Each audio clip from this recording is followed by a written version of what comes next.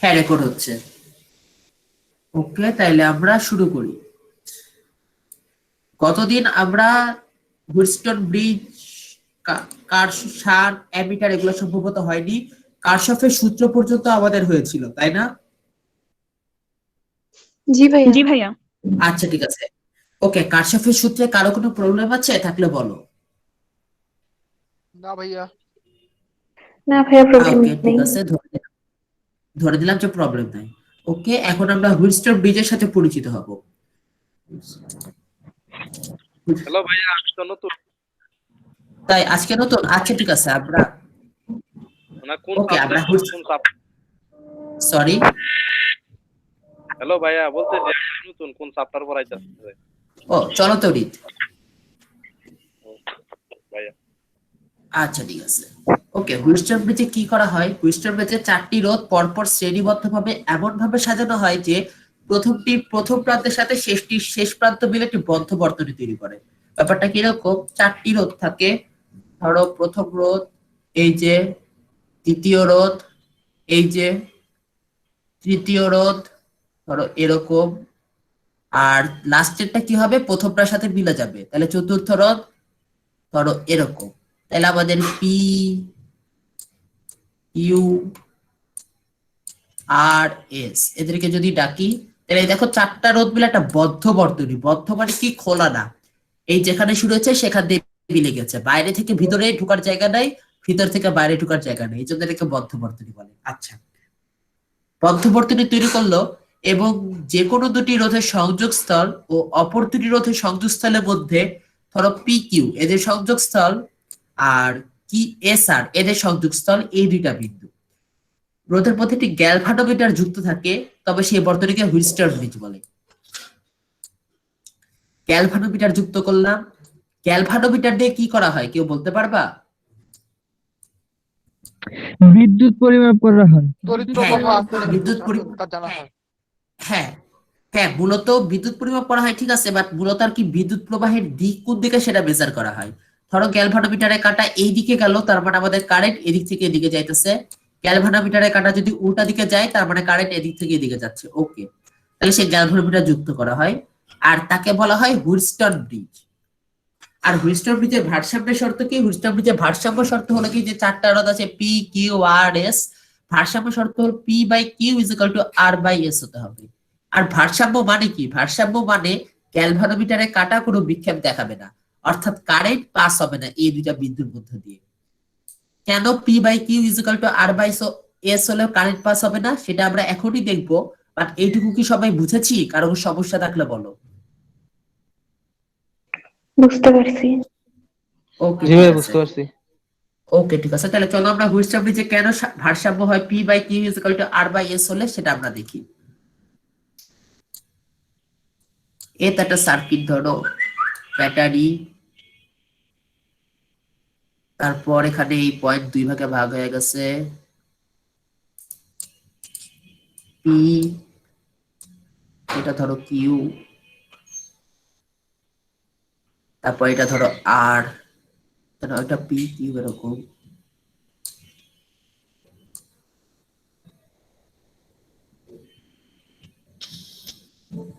ওকে, তাহলে এদের নাম দিলাম এরকম পি, এটা রোধ হলো কি কিউ, এটা রোধ হলো আর, এটা রোধ হলো এস। তাদের মধ্যে যুক্ত করব গ্যালভানোমিটার দিয়ে। গ্যালভানোমিটারের মধ্যে দিয়ে কারেন্ট 0 হতে হবে, এটা হলো আমাদের শর্ত ভারসাম্য।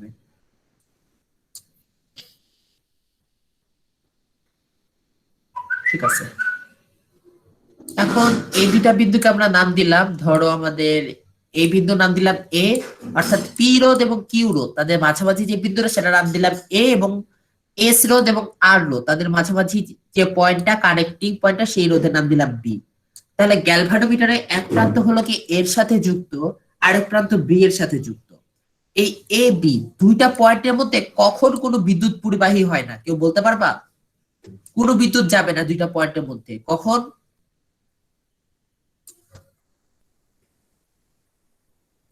যখন দুই প্রান্তে বিভব যখন সমান হবে তখন। হ্যাঁ, এক্স্যাক্টলি, কারণ আমরা জানি কারেন্ট হলো I is equal to V by R. তাহলে I0 দুইটা রিজনে হতে পারে, একটা হলো কি ভি ইজ ইকুয়াল টু 0, আরেকটা হলো গিয়ে আর ইজ ইকুয়াল টু ইনফাইনাইট। কিন্তু প্রকৃতিতে কালোরই রোধ অ্যাকচুয়ালি পুরোপুরি অসীম না, যদি অনেক বেশি রোধের আছে অসীম রোধ হয় না। আর প্লাস আমরা নরমাল তার ব্যবহার করছি, অসীম রোধ এমনিতেও হবে না। তাহলে দুইটা বিদ্যুৎ যদি বিভব এক্স্যাক্টলি সেম হয় তাহলে আমাদের গ্যালভানোমিটারের মধ্য দিয়ে কোনো কারেন্ট যাবে না, অর্থাৎ গ্যালভানোমিটারে কাটা কোনো বিক্ষেপ দেখাবে না। সেটাকেই আমরা ভারসাম্য ডাকছি। আর কি বলে, হ্যাঁ, এইটা যদি ভারসাম্য হয় তাহলে এই দুইটা পয়েন্টের অর্থাৎ এ আর বি এর বিভব আমাদেরকে সমান হতে হবে। ধরে আর এই দুইটা পয়েন্টের বিভব সমান হওয়ার জন্য আমরা হিসাব করব এ এবং বি তে কতটুকু বিভব হচ্ছে। ধরে নেই ফার্স্টে আমাদের এই পয়েন্টে এটার বিভব হলো গিয়ে ধরো V1, ঠিক আছে? এই পয়েন্টের বিভব যদি V1 হয় আর এই পয়েন্টের বিভব যদি V2 হয়, তাহলে দেখো V1 থেকে V2 এ দুইটা অ্যাকচুয়ালি অনেকগুলো রাস্তায় যাওয়া যায়, তার মধ্যে আমরা দুইটা নিয়ে ডিসকাস করতে পারি। আচ্ছা, প্রথমটা হলো গিয়ে পি বরাবর তারপরে কিউ বরাবর গিয়ে V2 এ পৌঁছানো, আরেকটা হলো গিয়ে এস বরাবর এবং আর বরাবর গিয়ে V2 এ পৌঁছানো। এর মধ্যে প্রথম পদটা অর্ধেক, অর্থাৎ পি বরাবর গেলে আমরা এ বিন্দুতে আসি, এস বরাবর গেলে বি বিন্দুতে আসি, ঠিক আছে? আচ্ছা, আর এখন তাইলে যদি গ্যালভানোমিটারের মধ্যে দিয়ে কারেন্টকে আমরা 0 ধরে নেই, তাহলে আমাদের টোটাল যে কারেন্ট আছে সেটা এই পয়েন্টে এসে দুই ভাগে বিভক্ত হয়ে এক ভাগ চলে যাবে পি তে, আরেক ভাগ চলে যাবে এস এ। সবাই বুঝতে পেরেছি? আচ্ছা, ঠিক আছে। কতটুকু পিতে যাবে কতটুকু এসে যাবে সেটা আমরা হিসাব করে বের করতে পারবো। সেটা হলো কি আমাদের উপরের রাস্তা এবং নিচের রাস্তায় রোধ কত। উপরে পি এবং কিউ সিরিজে আছে, দুইটা রোধ সিরিজে থাকলে মোট তুল্য রোধ কত উপরে বলো? সিরিজে থাকলে কি হয় রোধ?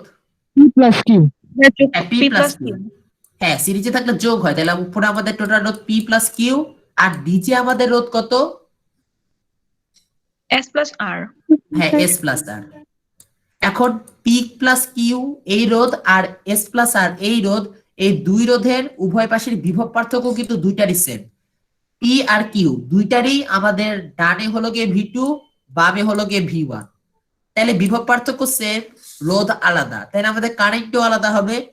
আমরা কি বলতে পারি সেটা হলো গিয়ে কারেন্ট, মনে করো পি আর কিউ এর মধ্যে দিয়ে কারেন্ট যায় I1 আর এস আর আর এর মধ্যে দিয়ে কারেন্ট যায় I2। এখন দেখো আমরা I is equal to V by R, সেখান থেকে বলতে পারি না V is equal to IR? জি ভাইয়া, জি ভাইয়া। হ্যাঁ, বলতে পারি, ঠিক আছে। ওকে, এখন যেহেতু P plus Q into I1, এটা হলো গিয়ে এই দুইটা বিন্দুর মধ্যেকার, বিন্দু 1 বিন্দু 2, এই দুইটার মধ্যেকার রোধ এবং কারেন্টের গুণফল। S প্লাস আর ইন্টু I2, এটাও হলো গিয়ে বিন্দু 1 এবং বিন্দু 2, এই দুইটার মধ্যেকার রোধ এবং কারেন্টের গুণফল। তাহলে দুইটাই হবে বিন্দু 1 আর বিন্দু 2 এই দুইটার মধ্যেকার বিভব পার্থক্যের সমান, যেহেতু V is equal to IR। আর বিভব পার্থক্য যেহেতু দুই কেসে সেম, সুতরাং আমরা বলতে পারি যে P plus Q into I1 is equal to S plus R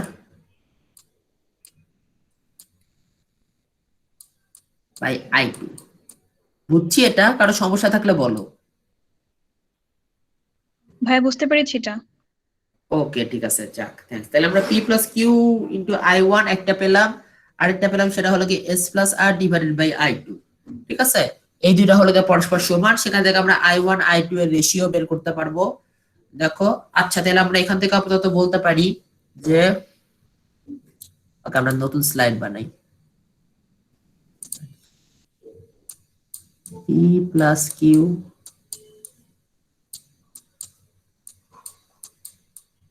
I1 is equal to R plus S I2। সেখান থেকে আমরা বলতে পারি যে আমাদের I1 is equal to R plus S divided by P plus Q divide into I2। বুঝছি সবাই? জি ভাইয়া। আচ্ছা, কারো সমস্যা থাকলে বইলো, পরের পেজে আগে। ওকে, এইটুকু আমরা বুঝলাম। তাহলে মনে করে দেখো, এই তো পি প্লাস কিউ এর মধ্য দিয়ে, অর্থাৎ উপর দিয়ে আমাদের কাছে I1 কারেন্ট, নিচে দিয়ে আমাদের কাছে I2 কারেন্ট এস এর মধ্য দিয়ে, ঠিক আছে? তাহলে I1 কারেন্ট, এখানে গেছে I2 কারেন্ট, এবং যাওয়ার পর দুইটা এ এবং বি বিন্দুতে এসছে এবং তাদের বিভব এক্স্যাক্টলি সেম হতে হবে। কেন সেম হতে হবে? কারণ আমাদের গ্যালভানোমিটার বিক্ষেপ দেখাচ্ছে 0। এখন আমরা জানি কারেন্টের দিক বরাবর গেলে, এটা সম্ভবত গত ক্লাস বা তার ক্লাস আগের ক্লাসে ডিসকাস হয়েছিল, যে কারেন্টের দিক বরাবর যদি আমরা যাই তাহলে বিভব বাড়ে নাকি কমে? ভাইয়া কমে। হ্যাঁ, কমে। কতটুকু কমবে? আইআর, ভি মাইনাস হ্যাঁ, আইআর। হ্যাঁ, ভি মাইনাস আইআর, আইআর পরিমাণ কমবে। এখন আগে ছিল আমাদের V1, এখন আগে যেহেতু দুইটা, আগে একটা নির্দিষ্ট পয়েন্টেরই বিভব ছিল, দুই কেসেই সমান, তারপর কমার পরেও সমান হলো, তাহলে এক্স্যাক্টলি সেম পরিমাণে কমা লেগেছে আমাদের। বুঝি নাই? দেখো, আগেও ছিল সমান, ঠিক আছে, V1 কমে ধরো আমাদের V0 আসলো, এবং কমে এখানেও V0 আসা লাগবে। কেন? কারণ গ্যালভানোমিটারের মধ্যে দিয়ে কারেন্ট যেহেতু যাচ্ছে না, সেহেতু আমাদের বিভব পার্থক্য 0। এখন তাহলে কমেছে কতটুকু? উপরেও কমেছে V1 মাইনাস V0, নিচেও কমেছে V1 মাইনাস V0। তাহলে উভয় কেসে এক্স্যাক্টলি সেম পরিমাণ কমেছে না? জি ভাইয়া। ওকে, বা কারো সমস্যা আছে বুঝতে? না ভাইয়া। আচ্ছা, ঠিক আছে, ওকে। তাহলে যেহেতু সমান পরিমাণ কমেছে, তাহলে আমরা বলতে পারি I1P is equal to I2S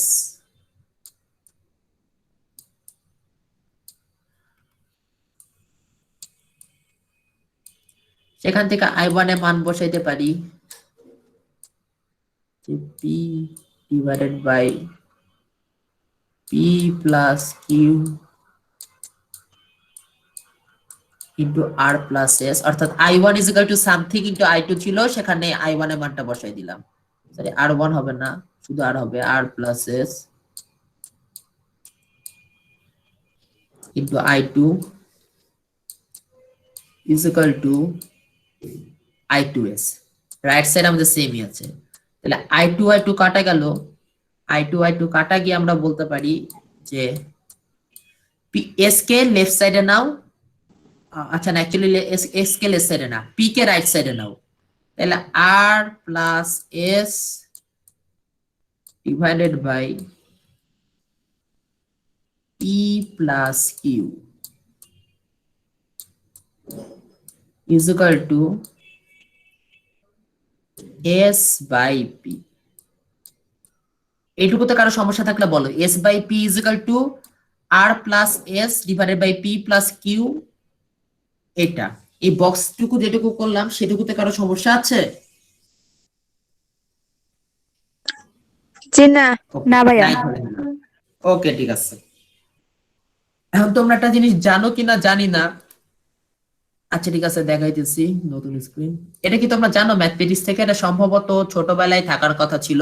ধরো আমাদের A by B is equal to C by D, দুইটা ভগ্নাংশ যদি সমান হয় তাহলে তাদের লবের যোগফল বা বিয়োগফল ডিভাইডেড বাই হরের যোগফল বা বিয়োগফল উভয় কেসে সেম হওয়া লাগবে আর কি। তাহলে ধরো লবের বিয়োগফল A মাইনাস C আর হরের বিয়োগফল B মাইনাস D, এটাও সেই দুইটা ভগ্নাংশের সমান হবে। এটা কি আমরা জানি? অনেকদিন ধরে করি না ভাইয়া, ভুলে গেছিলাম এটা। মনে নাই ভুলে ভাইয়া। গেছি না? আচ্ছা ঠিক আছে, ওকে, দেখাইতেছি, সমস্যা নেই। অ্যাকচুয়ালি তোমাদের বইয়ে P by Q is equal to R by S সেটা একটু ডিফারেন্টলি প্রমাণ করা আছে। আমি ভাবলাম তোমাদের কার একটু ডিফারেন্টলি দেখাই, তোমাদের হয়তো ভালো লাগতে পারে, যদি এটা হয়তো একটু বেশি কমপ্লিকেটেড। দেখো কেমন লাগে। আচ্ছা, আপাতত A by B যেহেতু C by D, সুতরাং ধরে নেই দুইটা ভগ্নাংশই সমান সমান K ধরে নিলাম। আচ্ছা, এখন A by B যেহেতু সমান সমান K, তাহলে আমরা লিখতে পারি A is equal to B K, আবার C by D যেহেতু সমান সমান K, তাহলে লিখতে পারি C is equal to D K। এটুকু ক্লিয়ার?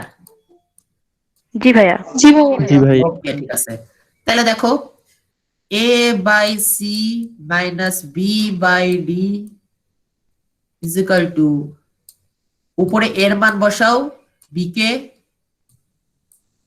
আর মাইনাস সি এর মান বসাও ডি কে, divided by B minus D. আর দেখো উপরে কে কমন দেওয়া যায়, ইজ ইকুয়াল টু উপরে কে কমন দিলে B minus D divided by, just কেটাই থাকবে। এক্স্যাক্টলি জাস্ট কেটাই থাকবে। আবার আমরা জানি কে ইজ ইকুয়াল টু কি, কে ইজ ইকুয়াল টু হলো কি আমাদের এ বাই বি আর সি বাই ডি দুটো ভগ্নাংশের সমান, তাই না? জি ভাইয়া। হ্যাঁ, এই তাহলে এই দুইটা সমান যেহেতু কে, আবার এটাও সমান কে, তাহলে আমরা বলতে পারি এই দুইটা ভগ্নাংশ সমান, তাদের লবের বিয়োগফল ডিভাইডেড বাই তাদের হরের বিয়োগফল, তাই না? জি ভাইয়া। ওকে যাক, সবাই জি ক্লিয়ার। ভাইয়া। থ্যাঙ্কস। এটা মানে কবে জানি ছিল, মানে যখন তোমরা যোজন বিয়োজন শিখেছো না ম্যাথমেটিক্সে, তখন সম্ভবত থাকার কথা। যাই হোক, তাইলে আমরা কি দেখছিলাম একটু আগে আমরা দেখছিলাম যে আমাদের s by P is equal two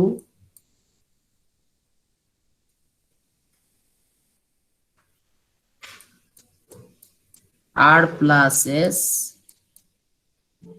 divided by p plus Q. এই যে এখন আমরা লবের বিয়োগফল হরের বিয়োগফল দেখতে থাকি, তাহলে এই দুটো সমান কি হবে, এই দুটো সমান হবে আমরা লব থেকে লব বিয়োগ করি, পরেরটা থেকে আগেরটা বিয়োগ করি, একই কথা। তাহলে R plus S minus S divided by P plus Q minus Q. এটা যে করা যাবে সেটা আমরা আগের স্লাইডে দেখেছি, তাই না? কারো তো কনফিউশন নাই। আচ্ছা sorry, P plus Q minus Q না, P plus Q minus P. কারো কনফিউশন আছে? ওকে না ভাইয়া। ওকে ঠিক আছে, নাই তাহলে আমরা কি পেলাম, ইজ ইকুয়াল টু আমাদের এস এস কাটা গেল, পি পি কাটা গেল, তাহলে আর বাই কিউ। তাহলে তোমরা বলতে পারো P by Q is equal to R by S ছিল, আমাদের আসলে S by P is equal to R by Q. ঠিক আছে, কোনো ব্যাপার না, আমরা পি কে ওই সাইডে দেই আর কে এই সাইডে দিই।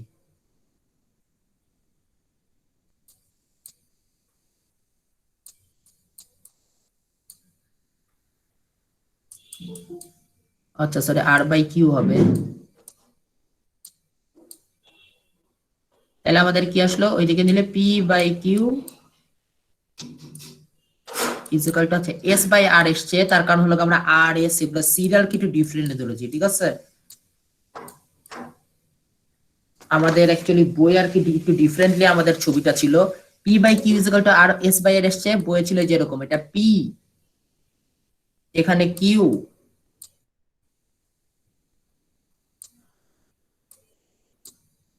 এই তো আর এস। ঠিক আছে, এখন দেখো আমাদের ফর্মুলাটা হলো গিয়ে এটা যদি হয় তাহলে এস আর কে উল্টা দিলাম, তাহলে আমাদেরকে এস আর কে চেঞ্জ করে দিলে P by Q is equal to R by S আসে। কিন্তু ফর্মুলাটাকে ডিফারেন্টলি প্রকাশ করা যায়, সেটা হলো কি আমাদের এই যে S by P is equal to R by Q. তাহলে এত ডিফারেন্ট গুলা যে আসলো, তাইলে আমরা কি বলতে পারি যে কি জানি, আচ্ছা হ্যাঁ, তাইলে আমরা এই ডিফারেন্ট গুলোর মধ্যে P by Q is equal to R by S, কোনটা পি কোনটা কিউ কি করে বুঝবো, সেটার আরেকটা ওয়ে আছে অ্যাকচুয়ালি। এখানে আমাদের কি ছিল, এখানে তো এটা ছিল এস, এটা ছিল আর, তাই না? এখান থেকে অ্যাকচুয়ালি আমরা দেখাইতে পারি যে P by Q is equal to যেহেতু এস বাই আর, সেহেতু আমরা পাই আর গুণন করো P R is equal to Q S, অর্থাৎ পি আর আর কোনটা, পি আর আর হলো গিয়ে পরস্পরের কি বলে একই সাইডে আছে, সেই দুইটা হলো গিয়ে পি বাই, আচ্ছা অ্যাকচুয়ালি তোমরা মেবি কনফিউজড হয়ে গেছো না, বারবার পেঁচানো লেগেছে। ওকে ঠিক আছে, আবার দেখাইতেছি। আমরা এটা ধরেছিলাম পি, এটা ধরেছিলাম কিউ, এটা ধরছিলাম আর, না অ্যাকচুয়ালি এটা এস, এটা আর।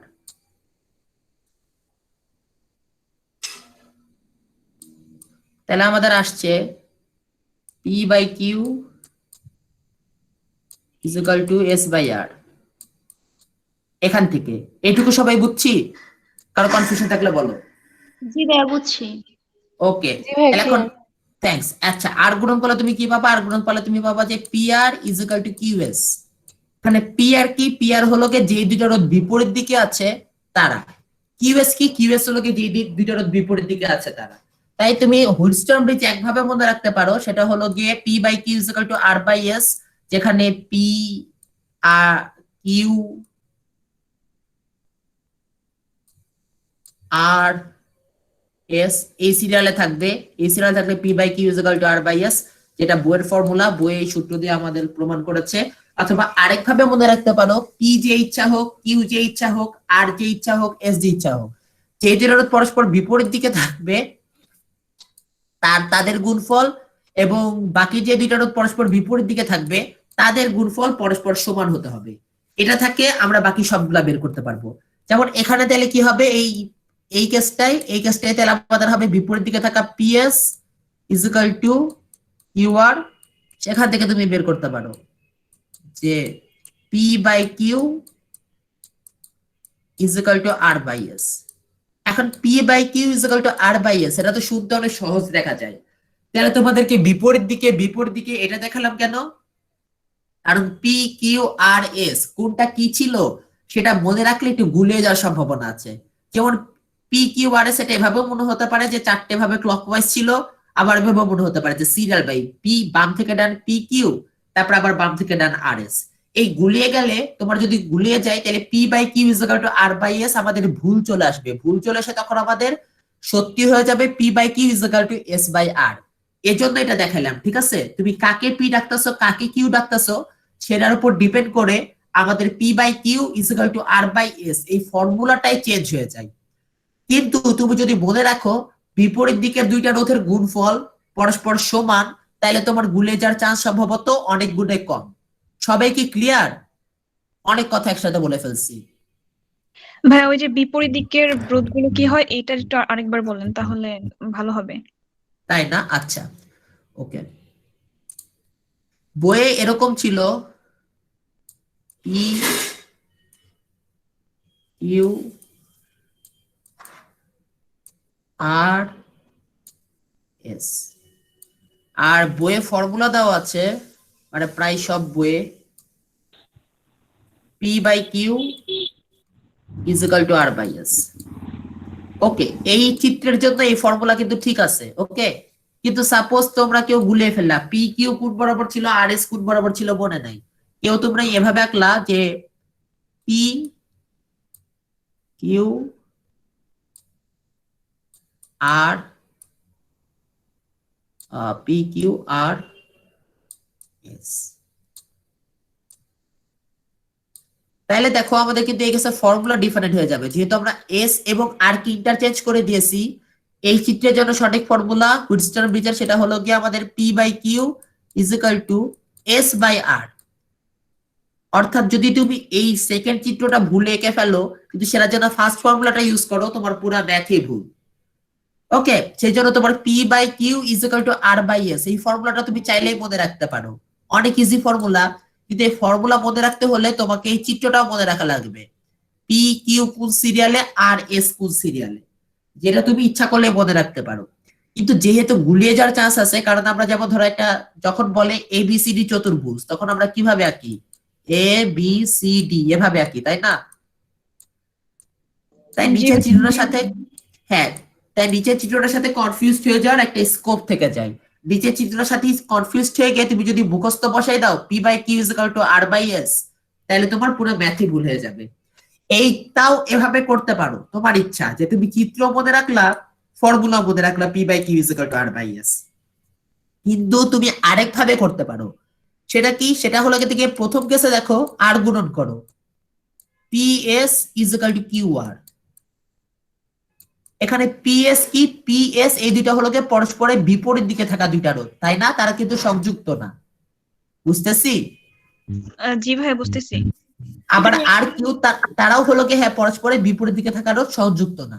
তাহলে এই কেসে আমাদের কি বলা যায়, পরস্পরের বিপরীতে থাকা দুইটা রোধের গুণফল ইজ ইকুয়াল টু বাকি যে দুইটা রোধ বিপরীত দিকে আছে তাদের গুণফল। আবার সেকেন্ড কেসও দেখো P by Q is equal to S by R. Second চিত্র যদি তুমি ভুলে এঁকে ফেলো, ফর্মুলা চেঞ্জ হয়ে যাচ্ছে। কিন্তু এই ফর্মুলা থেকে আমরা লিখতে পারি যে P R is equal to S Q. এখানেও দেখো পি আর মানে কি, পি আর পরস্পর বিপরীত দিকে আছে, এস কিউ পরস্পর বিপরীত দিকে আছে। তাইলে পরস্পর বিপরীত দিকে থাকা দুইটা রোধ তাদের গুণফল সমান। তুমি চিত্র যেভাবেই আঁকো, পি কিউ এস আর যাকে ডাকো সমস্যা নাই, সব সময় এটা সত্যি হবে। কিন্তু P by Q is equal to R by S এভাবে যদি মনে রাখো, তাহলে তোমাকে ফর্মুলার সাথে পার্টিকুলার একটা চিত্র অর্থাৎ উপরের যে 1 নম্বর চিত্র সেটাও মনে রাখতে হবে।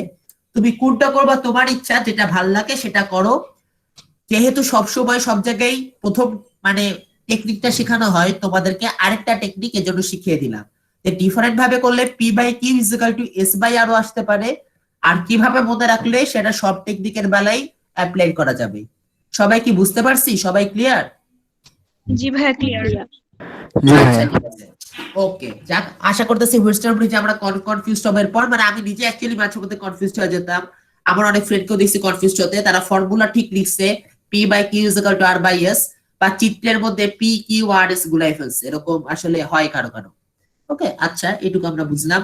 এখানে আমি লিখছি P by Q is equal to R by S, যেটা আর কি এই পার্টিকুলার কি বলে পার্টিকুলার একটা চিত্রের জন্যই সত্যি, যদি এটা আমাদের আর হয় এটা আমাদের এস হয়। ওকে, সেটা যদি না হয় তাহলে সত্যি না। ওকে, তাহলে আমরা দেখলাম যে উইলসন ব্রিজে ভারসাম্য কখন হবে। ওকে, ভারসাম্য কখন হবে দেখলাম, দেখার পর আসলে আমরা তাহলে পরের টপিকে যাই। শান্ট, শান্ট তো সম্ভবত হয়নি, তাই না? জি ভাইয়া হয়নি। ওকে, ঠিক আছে, চলো আমরা শান্ট করি। শান্টের কাহিনীটা কি, আমরা বাসা বাড়িতে যে কি বলে, বাসা বাড়িতে না, যাই হোক, আমাদের গ্যালভানোমিটার তো লাগানো হয় বিভিন্ন জায়গায় আমাদের তড়িৎ পরিমাপ করতে, তাই না? কিন্তু দেখা যায় এক একটা গ্যালভানোমিটারের ক্যাপাসিটি এক এক রকম হয়, কোনো গ্যালভানোমিটারই আনলিমিটেড কারেন্ট পরিমাপ করতে পারে না। কারণ তো অবভিয়াস যে এই যে সাপোজ একটা গ্যালভানোমিটারে এই দিকে আছে ধরো -5, এদিকে আছে +5, তাহলে সে -5 অ্যাম্পিয়ার থেকে +5 অ্যাম্পিয়ার এতখানি সে পরিমাপ করতে পারবে। পুরো গ্যালভানোমিটারই তো অসীম পর্যন্ত কাটা থাকা সম্ভব না, তাই না? এই জন্য প্রত্যেকটা গ্যালভানোমিটারে একটা লিমিটেশন আছে, সে এত থেকে এতর মাঝামাঝি কারেন্ট মেজার করতে পারে। আর যেহেতু একটা গ্যালভানোমিটার সে পরিমাণ কারেন্টই মেজার করতে পারে, তাই দেখা যায় এর চেয়ে বেশি কারেন্ট গেলে গ্যালভানোমিটার যে ঠিক থাকবে তার কোনো গ্যারান্টি নাই। তার চেয়ে বেশি কারেন্ট গেল গ্যালভানোমিটার ঠিক থাকতে হবে, এরকম জিনিস মেনটেন করা হয় না। কারণ কি আমরা জানি, কারণ জানি যে কোনো কারেন্টের তারের মধ্যে দিয়ে যদি কারেন্ট যায় তাহলে কি উৎপন্ন হয়? ভাইয়া তাপ উৎপন্ন হয়। হ্যাঁ হ্যাঁ, তাপ উৎপন্ন হয়। এখন তাপ যদি যথেষ্ট উৎপন্ন হয় তাইলে কিন্তু মানে যেই ম্যাটেরিয়ালই থাকুক সেটা গলে যেতে পারে, তাই না? দুনিয়ার সবকিছুই কোনো না কোনো টেম্পারেচারে গলে যাবে। ইভেন হীরাও সম্ভবত 9000 ডিগ্রি সেলসিয়াসে গলে যায়। যাই হোক, যে তাপ যথেষ্ট, কারেন্ট বেশি গেলে তাপ উৎপন্ন বেশি হবে, তাপ বেশি হলে গলে যেতে পারে। তাই সব গ্যালভানোমিটারই একটা নির্দিষ্ট অ্যামাউন্টের কারেন্ট পর্যন্ত সহ্য করতে পারে। এর চেয়ে বেশি কারেন্ট গেলে বেশি তাপ উৎপন্ন হয়, বেশি তাপ উৎপন্ন হলে সে আর নিতে পারে না, গলে যায়। ওকে, এই জন্য আমাদের একটা পার্টিকুলার গ্যালভানোমিটারেরই আমরা এর চেয়ে বেশি কারেন্ট মেজার করতে পারবে, প্লাস এর চেয়ে বেশি কারেন্ট গেলেও ক্ষতি হবে না।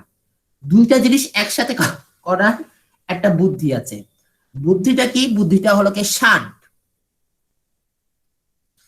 শান্টে কি করা হয়, আমরা জানি দুইটা রোধ যখন সমান্তরালে সংযুক্ত করা হয় তখন দুইটার মধ্যে দিয়ে দুই রকম কারেন্ট যায়, তাই না?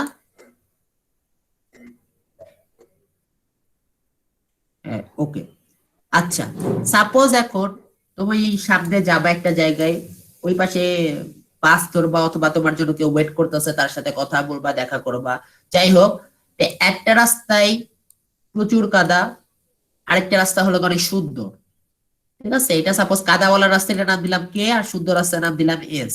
তুমি কোন রাস্তা দিয়ে যেতে যাবা? এস। ভাইয়া সবাই এস দিয়ে যেতে যাবে, তাই না? কিন্তু আবার সাপোজ 100 মানুষ যাচ্ছে এই রাস্তা দিয়ে, ঠিক আছে? তাহলে তো সবাই দেখা যাবে এস এর মধ্য দিয়ে, ভিড়ের মধ্য দিয়ে ধাক্কা ধাক্কি করে অনেক মানুষ এস এর মধ্য দিয়ে যাবে। আবার একটা মানুষ হয়তো একটু তাড়াই আছে, তারা তো মানে সে তাড়াতাড়ি আরেকজনের সাথে দেখা করতে হবে, তাড়াতাড়ি বাস ধরতে হবে, তাড়াতাড়ি কে খেতে হবে, খিদা লাগছে, যাই হোক, তাই তার এত ধাক্কা ধাক্কি ভিড়ের মধ্যে দিয়ে যাওয়ার টাইম নেই। তাই এস এর মধ্যে যদি বেশি মানুষ হয়ে যায় তাহলে কি হবে, অল্প অল্প মানুষ কাদার মধ্যে দিয়েই চলে যেতে যাবে, তাই না? জি ভাইয়া। জি ভাইয়া। হ্যাঁ ঠিক আছে, অল্প অল্প মানুষ কাদার মধ্যে দিয়ে চলে যাবে, আর মানে বেশিরভাগ মানুষ এস এর মধ্যে দিয়ে যাবে। ব্যাপারটা এখানে কি হয়, মনে করো একটার মধ্যে বেশি রোদ, একটার মধ্যে কম রোদ, তখন এই কাদাওয়ালা রাস্তা আর শুদ্ধ রাস্তার মধ্যে হয়। যেটাই বেশি রোদ অর্থাৎ বেশি বাধা, সেটা কাদাওয়ালা রাস্তার মতো অল্প অল্প মানুষ সেটা, অল্প অল্প ইলেকট্রন সেটা মধ্যে দিয়ে যায়, সরি মানে অল্প কারেন্ট সেটা মধ্যে দিয়ে যায়। আর যেটাই আমাদের কম রোদ অর্থাৎ শুদ্ধ রাস্তার মতো, সেটাই বেশি বেশি যায়। এখন কোনটার মধ্যে দিয়ে কত যাবে সেটাকে আমরা মেজার করতে একটু আগে দেখলাম, তাই না? কি করে মেজার করা যায়? জি ভাইয়া। হ্যাঁ, এই যে তাদের বিভব পার্থক্য যদি ভি হয়, আর উপরের মধ্যে দিয়ে রোধ হলো গিয়ে R1, কারেন্ট হলো গিয়ে I1, নিচে আমাদের সাপোজ রোধ হলো গিয়ে R2, কারেন্ট হলো গিয়ে I2, তাহলে V is equal to I1 R1, আবার V is equal to I2 R2। সেখান থেকে আমরা বলতে পারি যে R1 by R2 is equal to I2 by I1, অর্থাৎ রোধের বেলায় যদি 1 উপরে হয়, কারেন্টের বেলায় 1 নিচে, আবার রোধের বেলায় যদি 2 নিচে হয়, তাহলে কারেন্টের বেলায় 2 উপরে। রোধ এবং কারেন্ট পরস্পরের ব্যস্তানুপাতিক, এটা তো সবাই বুঝি, তাই না? জি ওকে ঠিক আছে। আচ্ছা, এখন দেখা গেল রোধ এবং কারেন্ট যেহেতু পরস্পরের ব্যস্তানুপাতিক, তাহলে শান্টের মধ্যে যদি অল্প রোধ, একটা জায়গাতে কারেন্ট যেতেছে, সেটার মধ্যে প্যারালালি তুমি অল্প রোধ যুক্ত করলা, রোধ এবং কারেন্ট ব্যস্তানুপাতিক হয়, অল্প রোধের মধ্যে দিয়ে বেশি কারেন্ট চলে যাবে না? জি ভাইয়া। হ্যাঁ জি ভাইয়া। ওকে, ধরো সে অল্প রোধের মধ্যে দিয়ে 90% কারেন্ট চলে গেল, ঠিক আছে। এমনিতে এর মধ্যে দিয়ে হয়তো কারেন্ট যাচ্ছিল 10 অ্যাম্পিয়ার আগে, এখন এটার মধ্যে নিচে দিয়ে যাচ্ছে 1 অ্যাম্পিয়ার, উপর দিয়ে যাচ্ছে 9 অ্যাম্পিয়ার, এরকম হয়ে গেল। এখন ধরে নাও আমাদের নিচে ছিল গ্যালভানোমিটার, উপরে হলো গিয়ে যেটা যুক্ত করা হয়েছে সেটার নাম হলো শান্ট।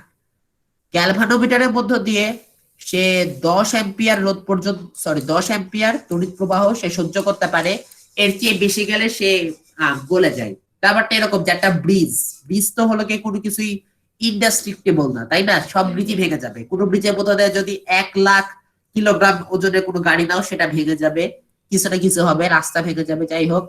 এটার মধ্যে দিয়ে সে হাইয়েস্ট 10 অ্যাম্পিয়ার কারেন্ট সহ্য করতে পারে, কিন্তু এর সাথে শান্ট যুক্ত করায়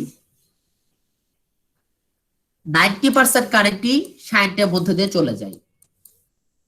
তাইলে আগে যদি টোটাল কারেন্ট 10 অ্যাম্পিয়ার হতো, 10 অ্যাম্পিয়ারই যেত আমাদের গ্যালভানোমিটারের মধ্য দিয়ে, কিন্তু এখন টোটাল কারেন্ট 10 অ্যাম্পিয়ার হলে আমাদের শান্টের মধ্যে দিয়ে যাবে 9 অ্যাম্পিয়ার, গ্যালভানোমিটারের মধ্যে দিয়ে যাবে 1 অ্যাম্পিয়ার। বুঝতেছি? জি ভাইয়া। জি ভাইয়া। ওকে, কিন্তু এখন গ্যালভানোমিটারের মধ্যে দিয়ে কিন্তু 10 অ্যাম্পিয়ার পর্যন্ত কারেন্ট নিতে পারে। তাহলে গ্যালভানোমিটারের মধ্যে দিয়ে যদি তুমি 10 অ্যাম্পিয়ার কারেন্ট যায়, তাহলে শান্টের মধ্যে দিয়ে কয় অ্যাম্পিয়ার কারেন্ট যাবে?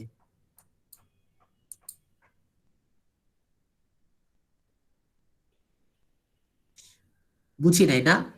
গ্যালভানোমিটারের মধ্যে দিয়ে 1 অ্যাম্পিয়ার যায়, যখন শান্টের মধ্যে সাপোজ 9 অ্যাম্পিয়ার যায়, তাহলে গ্যালভানোমিটারের মধ্যে দিয়ে 10 গেলে শান্টের মধ্যে কত যাবে? 90। টোটাল কারেন্ট, হ্যাঁ 90 এক্স্যাক্টলি। কারণ শান্টের রোধ হয়তো গ্যালভানোমিটারের রোধের 9 ভাগের 1 ভাগ, তাই 90 সরি 9 গুণ কারেন্ট যাচ্ছে, 90 অ্যাম্পিয়ার। তাহলে দেখো টোটাল কারেন্ট যখন 10 প্লাস 90 ইজ ইকুয়াল টু 100,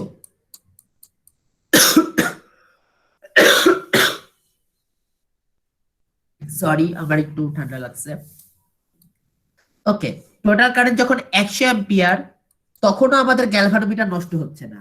আগে 11 অ্যাম্পিয়ার কারেন্ট গেলে আমাদের গ্যালভানোমিটার পুড়ে গলে শেষ হয়ে যেত সব, কিন্তু এখন আমাদের টোটাল কারেন্ট 100 অ্যাম্পিয়ার পর্যন্ত সহ্য করতে পারতেছে। অর্থাৎ আগে আমাদের লিমিট ছিল 10 অ্যাম্পিয়ার, এখন আমাদের লিমিট হয়ে গেছে 100 অ্যাম্পিয়ার। তাহলে আমরা লিমিটকে 10 গুণ করে দিলাম না? জি ভাইয়া। হ্যাঁ ওকে ঠিক আছে, এটা হলো একটা জিনিস, আমরা লিমিটকে 10 গুণ করে দিলাম। আরেকটা জিনিস, এখন তুমি জানো গ্যালভানোমিটারের মধ্যে দিয়ে যদি 1 অ্যাম্পিয়ার কারেন্ট দেখাচ্ছে, সেটার মানে কি? সেটার মানে হলো যে আসলে কারেন্ট যাচ্ছে 10 অ্যাম্পিয়ার, অর্থাৎ যে রিডিং পাবা সেটাকে 10 দিয়ে গুণ করে দিবা। আবার গ্যালভানোমিটারের মধ্যে দিয়ে দেখাচ্ছে 5 অ্যাম্পিয়ার কারেন্ট যাচ্ছে, তার মানে আসলে কারেন্ট কত যাচ্ছে? ভাইয়া 50 অ্যাম্পিয়ার। 50 অ্যাম্পিয়ার, তাই না? হ্যাঁ, তাহলে দেখো গ্যালভানোমিটারের মধ্যে দিয়ে তুমি আগে সাপোজ 0 থেকে 10 এইটুকু কারেন্টই মাপতে পারতা, ঠিক আছে? কিন্তু এখন যেহেতু গ্যালভানোমিটারের মধ্যে দিয়ে টোটাল কারেন্টের মাত্র 10 ভাগের 1 ভাগ যাচ্ছে, এখন তাই তুমি 0 থেকে 100 পর্যন্ত মাপতে পারবা। দেখছো, আমরা গ্যালভানোমিটারে শুধু ক্যাপাসিটি বাড়িয়ে দেইনি, গ্যালভানোমিটারের মধ্যে দিয়ে কত কারেন্ট তুমি মেজার করতে পারবা সেটাও আমরা বাড়াই দিছি। তাহলে যে কোনো গ্যালভানোমিটারের মধ্যে দিয়ে আনলিমিটেড কারেন্ট যাইতে পারে না, কিন্তু সাথে যদি তুমি একটা শান্ট লাগিয়ে দাও, তাহলে যে কোনো গ্যালভানোমিটারের কারেন্ট ধারণ করার ক্যাপাসিটি, কারেন্ট মেজার করার ক্যাপাসিটি, পরিমাপ করার ক্যাপাসিটি সবই আমরা বাড়িয়ে দিতে পারবো। ওকে, মজার না? এটুকু বুঝছি সবাই? হ্যাঁ ভাইয়া বুঝছি। ওকে, আচ্ছা, এবার গ্যালভানোমিটারের মধ্যে দিয়ে কারেন্ট কতটুকু বাড়বে সেটার ফর্মুলা হলো গিয়ে I is equal to G plus S divided by S into IG। এখানে G হলো গিয়ে গ্যালভানোমিটারের রোধ, S হলো গিয়ে শান্টের রোধ, IG হলো গ্যালভানোমিটারের মধ্যে দিয়ে যাওয়া কারেন্ট, আর I হলো গিয়ে আমাদের টোটাল কারেন্ট। এখানে কি বলছে? অধিক পরিমাণ প্রবাহ যাতে গ্যালভানোমিটারকে নষ্ট করতে না পারে, তাই গ্যালভানোমিটারের সাথে সমান্তরাল সংযোগে যে অল্প মানের রোধ যুক্ত করা হয় তাকে শান্ট বলে। এখন এরকমই যে বাড়বে জিনিসটা সেটা আর কি আসলে দেখাই। ধরো এই তো গ্যালভানোমিটারের মধ্যে দিয়ে রোধ ছিল আমাদের জি, শান্টের মধ্যে দিয়ে রোধ হলো গিয়ে আমাদের এস,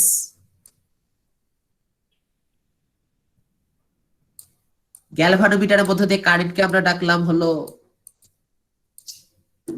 আইজি,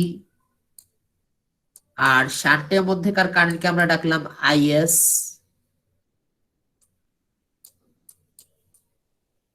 সেটা যদি হয় তাহলে আমরা কি বলতে পারি বলতো? আইজি, আইএস, এস, জি এদের মধ্যে সম্পর্ক কি? একটু আগে দেখাইছে একটা ফর্মুলা, সেটা দিয়েই দেখানো যাবে।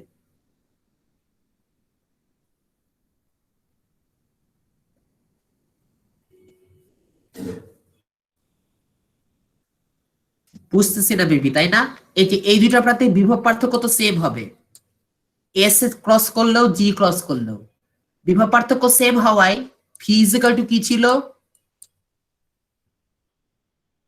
ভাইয়া আইআর। আইআর। তাহলে উপরে আইআর কত? ভাইয়া আইএস এস। হ্যাঁ, গুড। সেটা সমান কি হবে? সেটা সমান নিচেও বিভব পার্থক্য সেম, তাহলে কি হবে? ভাইয়া আইজি ইনটু জি। এক্স্যাক্টলি, এই তো পেরে গেছি। ঠিক আছে, বাকি সবাই বুঝছো? জি ভাইয়া। হ্যাঁ ভাইয়া ওকে, ঠিক আছে। তাহলে IS into S is equal to IG into G, এটা আমরা একটা পেলাম। সেখান থেকে আমরা বলতে পারি যে IS is equal to G by S divided into IG.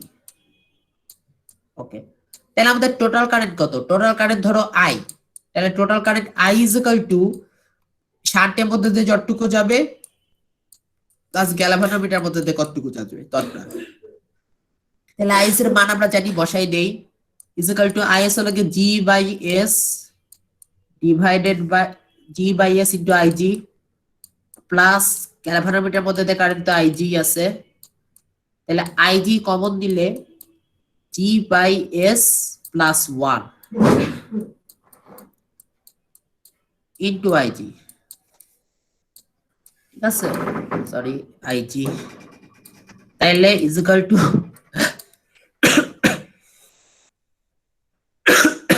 Sorry G plus S divided by S into IG. এটা কি? এটা হলো গিয়ে আমাদের মোট তড়িৎ প্রবাহ, নতুন যে তড়িৎ প্রবাহ আমাদের যেতে পারে হাইয়েস্ট। বুঝতে পারছি সবাই? ভাইয়া লাস্টটা একটু বলেন। লাস্টেরটা কি মানে লাস্টের লাইনটা নাকি লাস্টের কথাটা? লাস্টের কথাটা। আচ্ছা, আগে সাপোজ গ্যালভানোমিটারে আইজি কারেন্ট হাইয়েস্ট যেতে পারতো, ঠিক আছে? আচ্ছা, গ্যালভানোমিটারে যদি আগে আইজি কারেন্ট হাইয়েস্ট যেতে পারে, তাহলে এখন আমরা জানি এখন যদি গ্যালভানোমিটারে আইজি কারেন্ট যায় তাহলে মোট কারেন্ট কত হবে? G plus S divided by S into IG. এটুকু বুঝছি? জি ভাইয়া। হ্যাঁ, তাহলে গ্যালভানোমিটারে আইজি কারেন্ট হাইয়েস্ট যেতে পারে, এজন্য আগে যেহেতু আগে শুধু গ্যালভানোমিটারই ছিল হ্যাঁ 60 যোগ করার আগে, তাহলে আগে টোটাল কারেন্টই হাইয়েস্ট হতে পারতো আইজি, কিন্তু এখন টোটাল কারেন্ট হাইয়েস্ট হতে পারে আইজি ইন্টু এটা। তাহলে কত গুণ হলো? G plus S divided by S গুণ। এবার বুঝছি যে কোশ্চেন করছিলাম। হ্যাঁ বুঝছি ভাইয়া। ওকে, আর কারো কোনো কনফিউশন আছে?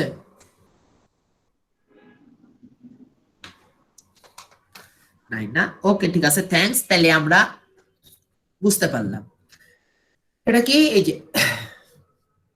তাহলে আমাদের আই হলো গিয়া মোট তড়িৎ প্রবাহ G plus S divided by S into IG. তাহলে এখন আমরা দেখলাম যে মোট তড়িৎ প্রবাহ যদি 10 গুণ হয়, তাহলে গ্যালভানোমিটারের সাহায্যে আমরা 10 গুণ বেশি তড়িৎ প্রবাহ পরিমাপ করতে পারবো। তাহলে দেখা গেল সেটা কত গুণ? সাধারণ কেসে সেটা হলো গিয়ে G plus S divided by S গুণ। এখানে জি হলো কি আমাদের গ্যালভানোমিটারের রোধ, এস হলো কি আমাদের শান্টের রোধ। এ দেখো এস হলো কি নিচে আছে, তার মানে এস এর ব্যস্তানুপাতিক, এস যত ছোট হবে আই তত বড় হবে। শান্টের রোধকে তুমি যত ছোট বানাতে পারবা, তুমি টোটাল মেজার করা তড়িৎ প্রবাহ সেটাও তত বেশি হতে পারবে। ওকে,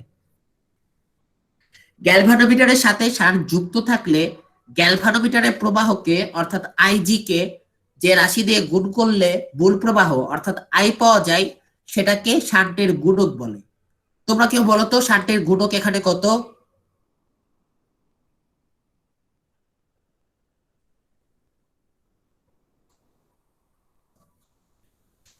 আইজি কে যত দিয়ে গুণ করলে জি আমরা plus S divided by S. Exactly, কারণ আইজি কে জি যত প্লাস দিয়ে গুণ, এস ডিভাইডেড বাই এস। হ্যাঁ ঠিক আছে, থ্যাংক ইউ। আইজি কে যত দিয়ে গুণ করলে আমরা আই পাই, সেটাই হলো আমাদের শান্টের গুণক। তাহলে এখানে শান্টের গুণক হলো G plus S divided by S. যাক, সবাই ক্লিয়ার? ক্লিয়ার সবাই? হ্যাঁ ক্লিয়ার। জি ভাইয়া। আচ্ছা ঠিক আছে, জি ভাইয়া। তাইলে এরপর আসে আমাদের অ্যামিটার। ঠিক আছে, ওকে। যে যন্ত্রের সাহায্যে বর্তনীর তড়িৎ প্রবাহ সরাসরি অ্যাম্পিয়ার এককে পরিমাপ করা যায় তাকে বলা হয় অ্যামিটার। ঠিক আছে, গ্যালভানোমিটার দিয়ে আমরা দেখলাম যে মেইনলি আর কি তড়িৎ প্রবাহর কি বলে দিক মেজার করা হয়। ঠিক আছে, আর সাথে সাথে তড়িৎ প্রবাহ মেজারও করা যায়, সেটা বিভিন্ন এককে হতে পারে, কিন্তু অ্যাম্পিয়ার এককে অর্থাৎ এসআই এককে যদি আমরা মেজার করতে চাই কারেন্ট, তাহলে আমরা ইউজ করব অ্যামিটার। এখন আমরা গ্যালভানোমিটারে যেভাবে পাল্লা বৃদ্ধি করেছিলাম, অ্যামিটারেরও সেভাবেই পাল্লা বৃদ্ধি করা যায়। অ্যামিটারের পাল্লা এর গুণ তড়িৎ প্রবাহ পরিমাপ করতে হলে আমরা কি করব? অ্যামিটারের সাথে এত রোধ সমান্তরাল সমন্বয় যোগ করতে হবে। চলো ওকে এটা দেখি। কি স্যার? আচ্ছা, ধরো আমাদের অ্যামিটারের রোধ হলো গিয়ে আর, ছোট হাতের আর, ঠিক আছে, আর সাথে যে সমান্তরালের জিনিসটা যোগ করলাম সেটার রোধ হলো গিয়ে শান্টের রোধের মতো এস সাপোজ। এখন আমরা দেখছি যে যেমন আমরা গ্যালভানোমিটারের কাছে দেখছি গ্যালভানোমিটারের রোধ ছিল জি, সেটার সাথে সমান্তরালে এস শান্টের রোধ যুক্ত করলে আমাদের গ্যালভানোমিটারের মেজার করার ক্যাপাসিটি কত গুণ বৃদ্ধি পায়? শান্টের গুণক সেটা কত ছিল বলতো?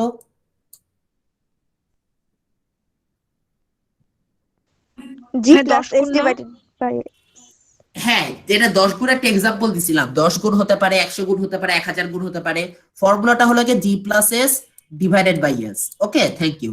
সেটা যদি 10 হয় তাহলে 10 গুণ হবে, যদি 100 হয় তাহলে 100 গুণ হবে, যাই হোক।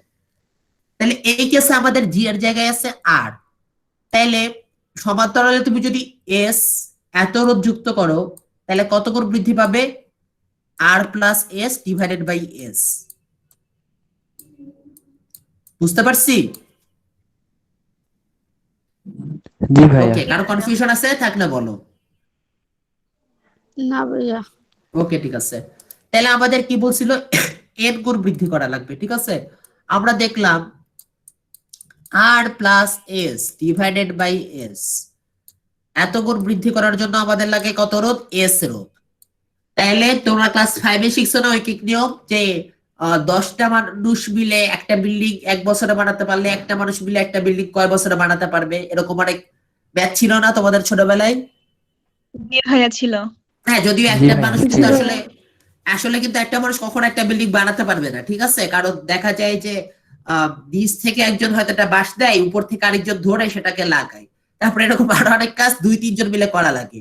তাই একটা মানুষ আসলে যত বছরই লাগাক একটা বিল্ডিং বানাতে পারবে না, ওই অঙ্ক এখানে পুরোপুরি খাটে না। যাই হোক, তো এখানে আমরা ঐকিক নিয়ম খাটি। দেখো আমাদের এত গুণ করতে হলে আমাদের লাগবে এস রোধ, সমান্তরালে যুক্ত করতে হবে। তাইলে আমাদের যদি 1 গুণ করতে চাই ঐকিক নিয়ম, তাহলে কত রোধ করতে হবে সেটা এখন ভাগ দিব নাকি গুণ দিব, কেউ বলতে পারবা? ভাইয়া গুণ দিতে হবে হ্যাঁ না? বাঘ অ্যাকচুয়ালি ভাগ হবে, ঠিক আছে। আমরা কি বলে, আচ্ছা হ্যাঁ বাঘ অ্যাকচুয়ালি হবে। ঠিক আছে। আচ্ছা না, সরি সরি সরি সরি, মানে গুণ হবে, ঠিক বলছিলাম, আমি ভুল বলছি। কারণ কি, কারণ রোধ যত কম হবে আমাদের তত বেশি গুণ বাড়বে না, জি বুঝলি? ভাইয়া। হ্যাঁ, মানে সমান্তরালে আমরা কি বলছিলাম, যত কম রোধ যুক্ত করতে পারবো আমাদের কারেন্টের অ্যামাউন্ট তত গুণ বৃদ্ধি পাবে, তাই না? জি ভাইয়া। হ্যাঁ, তাহলে কারেন্ট যদি কমে তাহলে রোধ বাড়বে, আর রোধ যদি কমে তাহলে কারেন্ট বাড়বে। তাহলে কত গুণ কারেন্ট, ঠিক আছে, সেটাকে যদি আমরা কমাইলাম মানে ভাগ করলাম, তার মানে রোধ বাড়বে, অর্থাৎ কি হবে, গুণ হবে। বুঝছি? জি জি ভাইয়া। ভাইয়া ওকে, ঠিক আছে।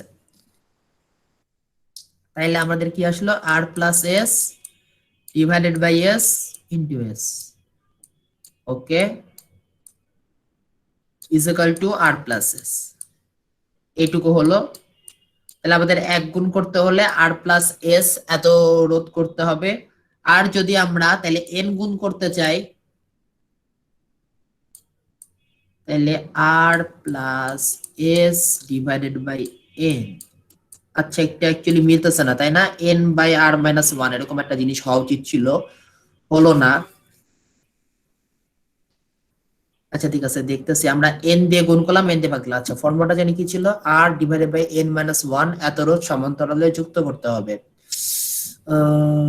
আচ্ছা, অ্যাকচুয়ালি আমরা তাহলে ঐকিক নিয়ম না, এখান থেকে সরাসরি হিসাব করে দেখি, ঠিক আছে? তারপর আমরা দেখবো ঐকিক নিয়মে কি সমস্যা ছিল।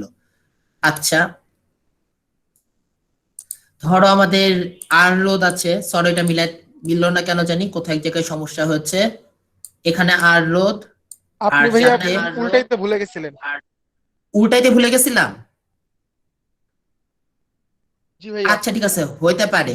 আচ্ছা ঠিক আছে, দেখি এভাবে একটু করে দেখি, তারপরে ওইটাই হয়তো প্রবলেম বের করা যাবে। থ্যাঙ্কস বলার জন্য। আর বাই এন মাইনাস 1, তাই না?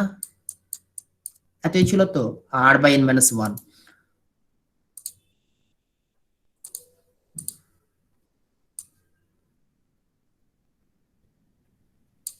আর এটাই হলো গিয়ে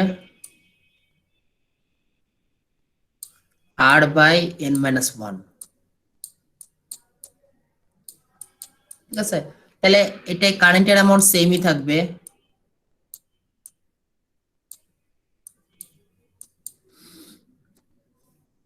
দেখো এখানে অ্যাম্পিয়ার, অ্যামিটারের মধ্যে দিয়ে সাপোজ যায় আই এ পরিমাণ কারেন্ট, অ্যামিটারের মধ্যে দিয়ে যদি আই এ পরিমাণ কারেন্ট যায়, তাহলে এটার মধ্যে দিয়ে কারেন্ট যাবে হলো হয়তো আই এস, এবং টোটাল কারেন্ট তাহলে আমাদের হবে I A plus I S. চলো হিসাব করি, I A plus I S. তাহলে আমরা কি জানি যে কারেন্টের ব্যস্তানুপাতিক রোধ, তাইলে I A by I S is equal to R divided by, আচ্ছা না সরি, কারেন্টের তার R divided by N minus 1, উপরেরটা রোধ এখানে আর নিচেরটা রোধ এখানে আর। তাহলে আর আর কাটা গেল, আর আর কাটা গেলে আমাদের জিনিসটা থাকে is equal to 1 by N minus 1। তাইলে অ্যাকচুয়ালি আইএস কে ওই সাইডে নেই, আইএ কে এই সাইডে নেই, সরি আইএস কে, হ্যাঁ ঠিক আছে, আইএস কে ওই সাইডে নেই, 1 বাই এন মাইনাস 1 কে এই সাইডে নেই। তাহলে আমাদের আসে is is equal two IA into N minus 1। এটুকু সবাই বুঝছি? জি ভাইয়া। ওকে ঠিক আছে। জি ভাইয়া। তাহলে ওকে, তাহলে এখন টোটাল কারেন্ট কি হবে?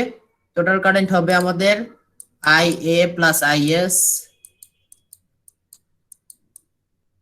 Is equal two I A হলো আমাদের আই এ আছে আর IS হলো গিয়ে আমাদের হয়ে গেছে IA ইন্টু n মাইনাস 1। ঠিক আছে, ইকুয়াল টু, হ্যাঁ যাকে এবার মিলছে। ওইখানে মনে ক্যালকুলেশনে কোথাও কোনো প্রবলেম হয়ে গেছিল, ওই তো একজন বলেছে উল্টাইতে ভুলে গেছে, এরকম কিছু হয়েছিল হয়তো, সরি। 1 প্লাস n মাইনাস 1, 1 1 কাটা, তাহলে equal to n into IA। তাহলে দেখো টোটাল কারেন্ট আমাদের n গুণ হয়ে গেল। কি পরিমাণে রোধ সমান্তরালে যুক্ত করাই? R by n minus 1।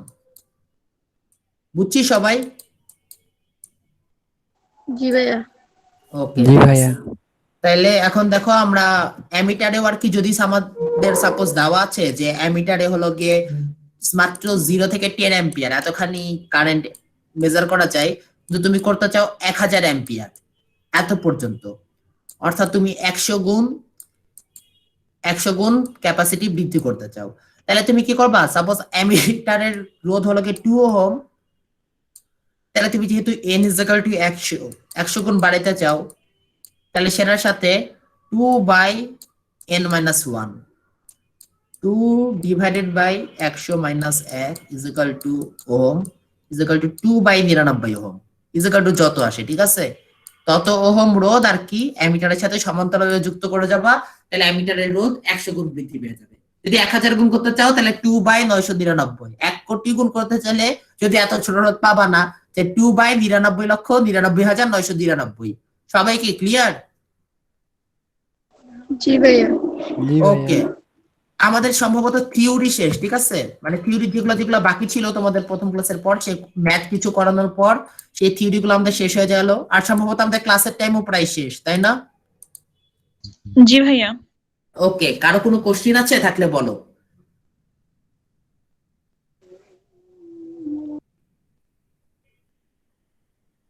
আচ্ছা, কারো কোনো কোশ্চিন নাই, তাই না? তাহলে তোমাদেরকে একটু হোমওয়ার্ক দেই। হোমওয়ার্ক ধরো, হোমওয়ার্ক কি দিবা? এগুলো গাণিতিক সমস্যাটা আগে ছিল।